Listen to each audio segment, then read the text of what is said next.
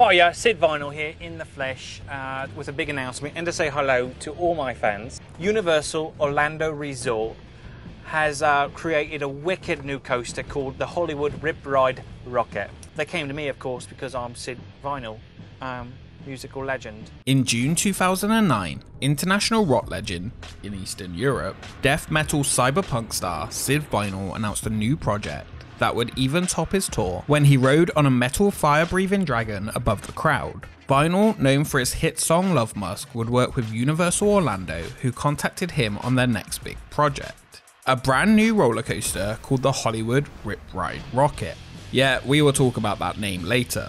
The roller coaster would play some of the greatest hits from not just rock and roll, but all genres. The ride would have multiple delays before finally opening, built from the ideas of Syd Vinyl. The only thing is, Syd Vinyl isn't real, and was a short-lived marketing campaign that failed before the opening of the ride that was never heard of again. Hollywood Rip Ride Rockit would be an X-car coaster that would tower over Universal Studios Florida. As for Syd Vinyl, well, we will get back to him. The coaster is going to go right in my mouth, okay? And you'll call it like the Syd Vinyl tunnel, and guess where the coaster comes out?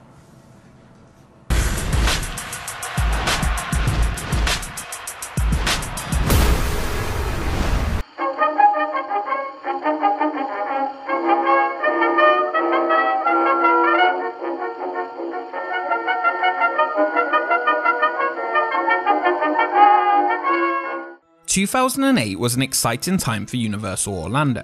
Work was progressing on converting Merlin's Wood to the Wizarding World of Harry Potter. While huge crowds were expected, a new attraction was needed in the neighbouring park to spread these crowds. In early 2007, at Universal Studios Japan, a brand new roller coaster would open known as Hollywood Dream: The Ride. This steel coaster was announced back in 2006 and would cost $50 million. A custom-built Bolliger & Mabillard coaster with no inversions that would reach 144 feet high. The most unique aspect of the ride though was the train system. Each of the 5 trains would have onboard audio and lighting systems, with each seat having a headrest stereo sound system built in, capable of playing one of 5 songs selected by the rider in the lap bar restraints. The outside of the trains would feature LED lighting that would change depending on the selected song. Over time, the musical tracks would be updated.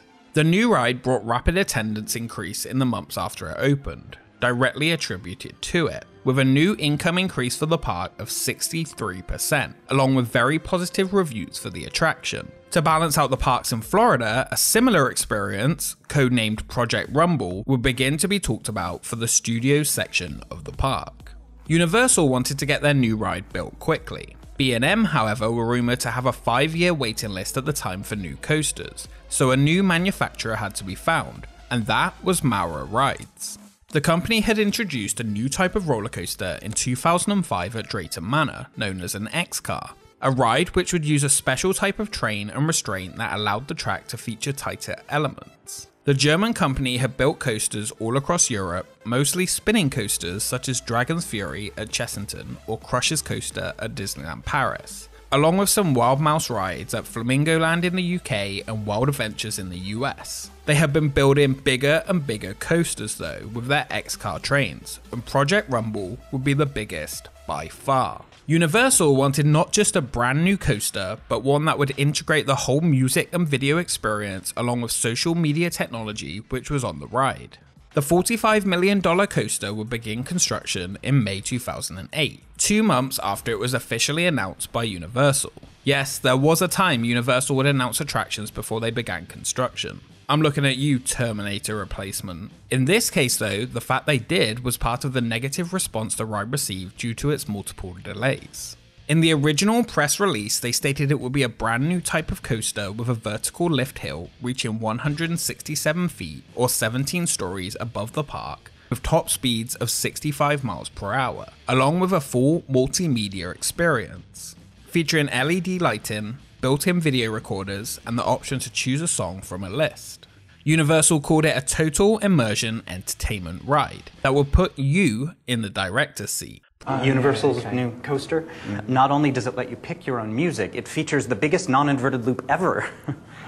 What does that mean in English? It means you're inside the loop until you get to the top, and then you whip outside before twisting back in, all at 65 miles per hour. I met a woman who could do that once. I did. No, you didn't. Yeah, I did. She was with the circus, okay? If those ladies can grow beards, they can do anything. High tech meets hard rock. The new Rip Ride Rockit coaster at Universal. Project Rumble was announced as the most technologically advanced roller coaster experience in the world, the perfect intersection of the digital age and theme park entertainment. None of the ride's elements other than the lift were announced, except for the fact it would feature 6 near-miss moments and include a record-breaking loop. Located right near the Jimmy Neutron attraction within the park and would travel from the back of the park all the way to City Walk. The ride was scheduled to open in spring 2009. The name they would choose though for Project Rumble still confuses me to this day. Hollywood Rip Ride Rockit. Let's break that down piece by piece. First, Hollywood. So the first word has nothing to do with the ride at all. It isn't set in Hollywood, it isn't anything to do with production or movies, which most people think of when they think of Hollywood, and it isn't at Universal Hollywood. Next, Rip. Well, I guess it rips through the air, ride? Okay, you can have that one, Universal. And then Rockit, which I guess is a play on rock music, yet it contains multiple genres, so it can only be a misspelled, hip way of saying a rocket flying through the air. The amount of time people confuse this with Rock and Roller Coaster I've lost count of, where that is in a park that had just been renamed to Hollywood Studios the year before. Anyway, together, Hollywood Rip Ride Rockit. Sure, okay. I still don't like it. The next information found about the ride would be guest surveys by Universal about songs that they would be interested in seeing, which included options like the Black Eyed Peas, Johnny Cash, and Rush. Also, interestingly, the Indiana Jones theme song. As land clearing continued, small modifications were made to the outdoor extended queue of Twister Ride It Out to fit the ride behind it. It wasn't until December 2008 that the first track pieces were installed and still no information was known on its layout. The track was complete by April 2009, but it was confirmed it would not open as officially planned during the spring, but would in fact open in early summer. It did not. Universal had ran into multiple issues during the construction of the ride. First, one of the near-miss elements, the one which took the coaster through the old Ghostbusters show facade, was too small for the train to safely fit through and had to be modified. The other was more major, and while never confirmed by Universal, was likely the cause of the delay. While the track was complete and testing actually began for a few days in May 2009, shortly after the ride's lift hill track section was removed in June and testing was stopped. Kinda hard to test when the ride's lift hill is missing. It is believed that originally the ride was supposed to have a dual chain lift hill, allowing it to lift the train up the track on the vertical lift, but also, if needed, reverse the train back down into the station, making it easier if the train became stuck to safely remove riders. Instead, it was changed so that it featured anti-rollback brakes on the lift hill, and to evac the ride, it had to be manually cranked to the top of the lift hill, where guests could use stairs or an elevator to head down. While the ride was delayed, a mock-up of the train seat were made backstage to train the team members waiting to work on the attraction. After the lift hill was back in place, testing resumed and issues still continued with the ride's audio system and it valleying during testing. Ride details were finally released though at what riders could expect when it finally did open. Guests would begin their adventure pulling down the X-Car's heavy restraints to lock them in place. The trains featured stadium-style seating with the restraints holding the guest interface panel. Riders could choose from a song from 5 different genres of music, which included rap or hip-hop, country, classic rock and metal, pop and disco, or club and electronica on the waterproof, military-grade touchscreen, which then uploads the rider's pick to each rider's seat speakers. Each system uses 2 Polk audio speakers that can push out 165 watts. The music can reach 90 decibels, yet it's designed so it's not possible to hear the music of the rider next to you. The ride would also feature 14 cameras to capture the guest experience. 6 on board record each ride vehicle and 8 along the track.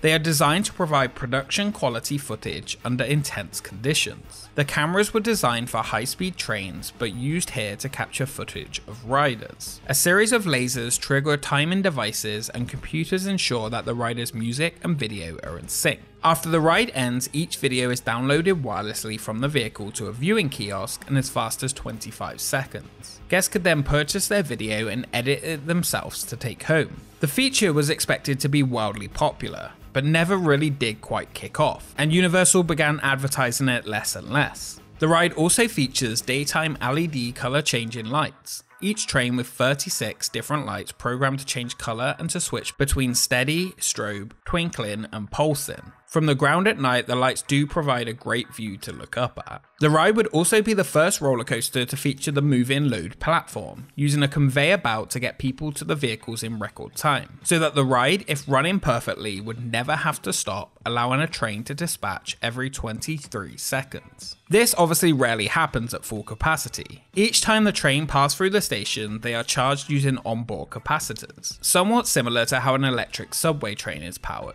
A system of self-checking computers called programmable logic controllers constantly check the system is running as it should and prevents any errors. As the tallest and largest X-car in the world, it would make use of the maneuverable trains with some new elements on the 3,800 feet of track, 3 of which had never been seen before. First, the vertical lift where your soundtrack begins as you head up at 11 feet per second, 90 degrees on the 167-foot lift hill. At first, it took 16.5 seconds to reach the top, flinging passengers over the top and into the drop. Now it slows down as it heads over, at the time, the tallest roller coaster drop in Orlando. The next element was the double take, the first of its kind. Traveling at 65 miles per hour, you entered the world's largest non-inverting loop. Rather than inverting under the track twists so that the train rides over the top of the loop before twisting back to the inside of the 136-foot tall element. Many people mistake the ride to have inversions, but it actually has none. Another first next is the Treble Clef, inspired by a music symbol. Universal designed the steel to bend into the shape of a treble clef while offering a near miss through the New York area of the park. It is reported that the plan for this was first sketched out on a paper napkin. The third new element is the jump cut, giving the effect of a corkscrew without going upside down. The last part of the ride features the crowd surfer, turning the train 95 degrees on its side as it flies over the low platform, drop tuning, and lastly the plot twist, which is described as an incline loop. The ride would also feature multiple block breaks throughout to allow the use of up to 7 trains, providing a capacity of 1,850 riders per hour. Remember him? Syd Vinyl? Well, he's back. Can't you smell the love musk?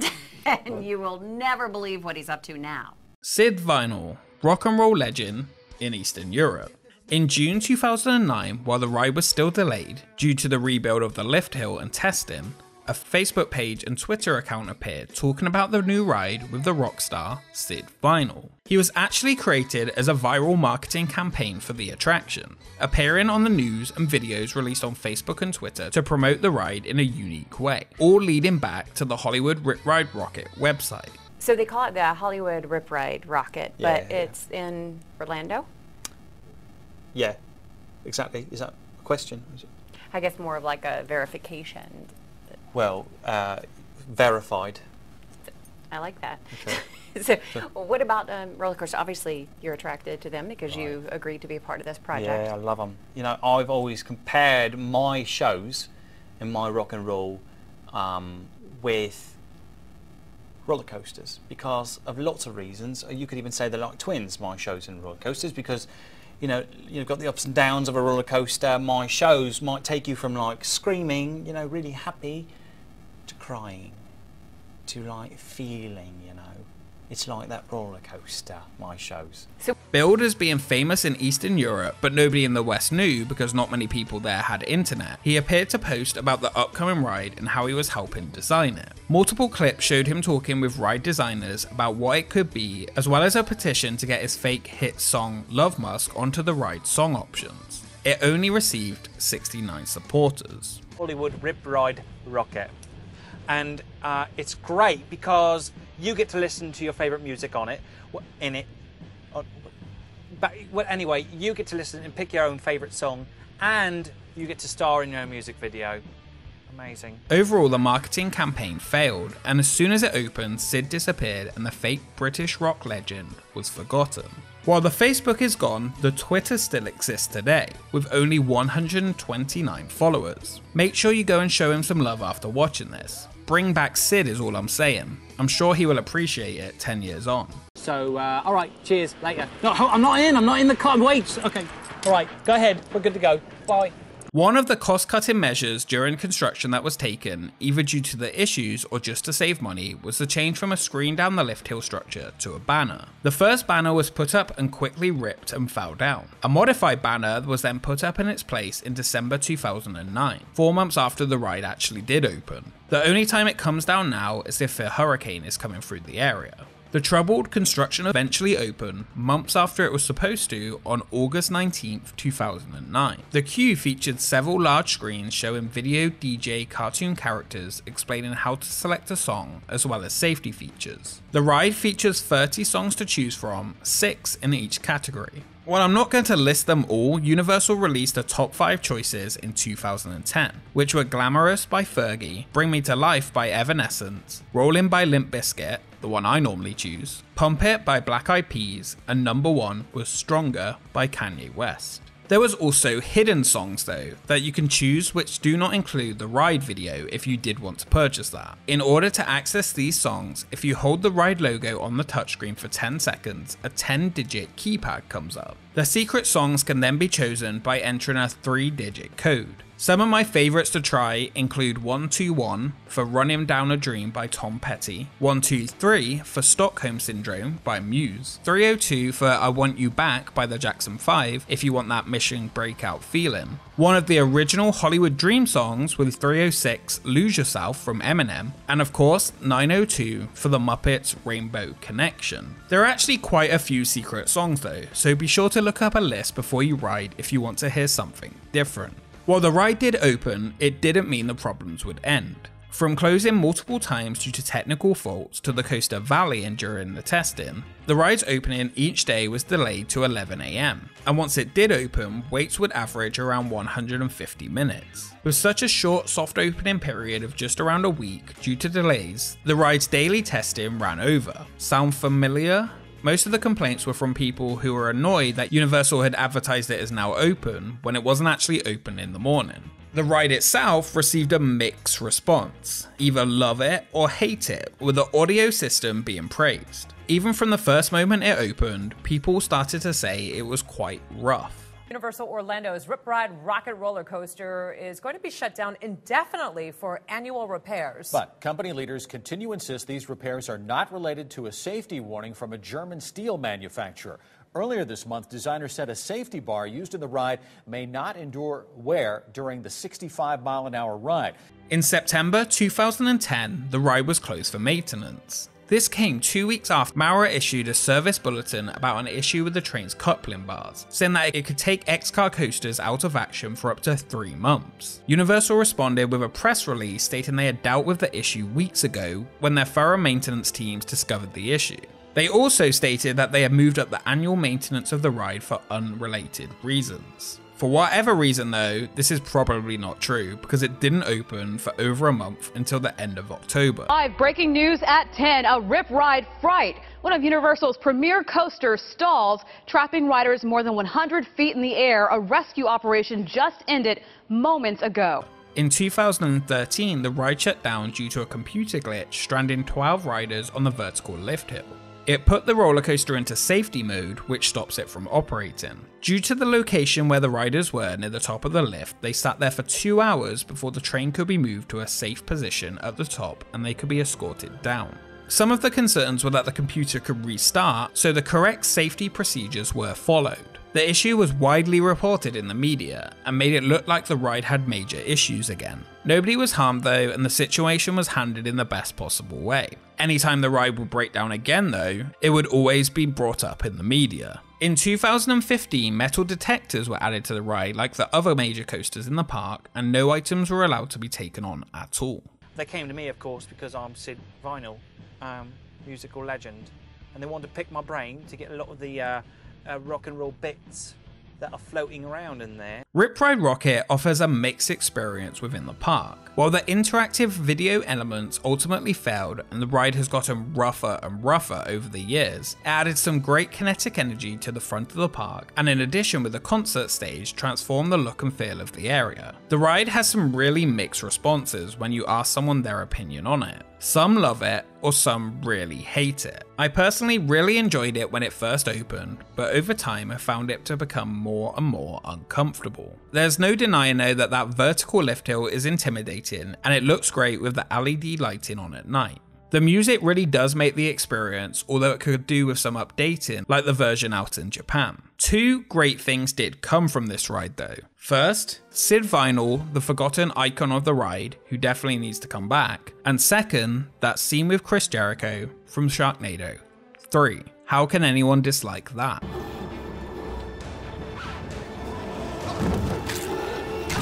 Thank you so much for watching this episode of Expedition Universal Studios Florida. What do you think of the Hollywood Rip Ride Rockit? Let me know in the comments below. If you enjoyed this video, make sure you follow us on Twitter and Instagram for updates on upcoming episodes, and a special thank you to our Patreons for supporting the channel. We will see you next time.